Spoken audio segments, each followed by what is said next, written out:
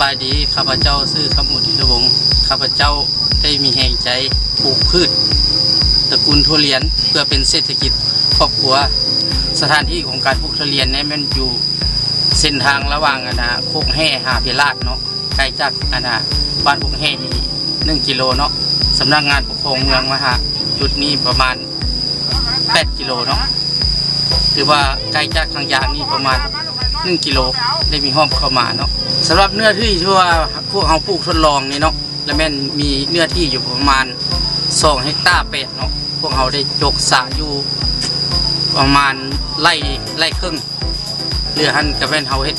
ขึ้นปูนเฮ็ดปลูกทุเรียนหมดเนาะปลูกได้250 ต้น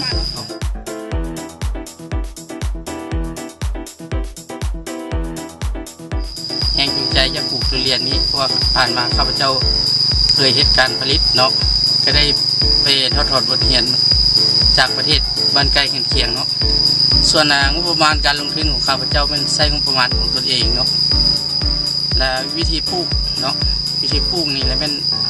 9x10หรือว่า10x10เนาะต้องได้ปลูกใส่โคนเนาะ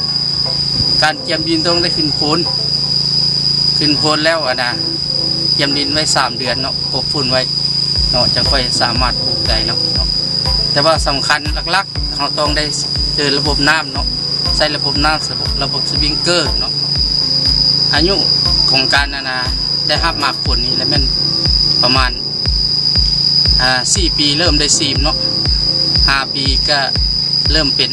6 ปี7 ปีแล้วถึงได้เตรียมอัตราเนาะเรียนนี่เนาะและการบำรุงรักษานี้เนาะเป็นต้นว่าเพี้ยไฟมากินเนาะต้องได้พ่นยาเนาะไอ้พ่นยาใส่ปุ๋ยใส่ฝุ่นปีนึง4 เทื่อเนาะใส่ปุ๋ย4 เทื่อเนาะใส่ตามบ่จำกัดเรื่องใส่ฝุ่นใส่ปุ๋ยเนาะถ้าว่ามันใส่ฝุ่นเท่าไหร่ให้ดีเนาะที่ข้อแนะนำสั้นๆรายละเอียดแล้วจึงติดตามนำกันเบื้องหลังเนาะขอบใจ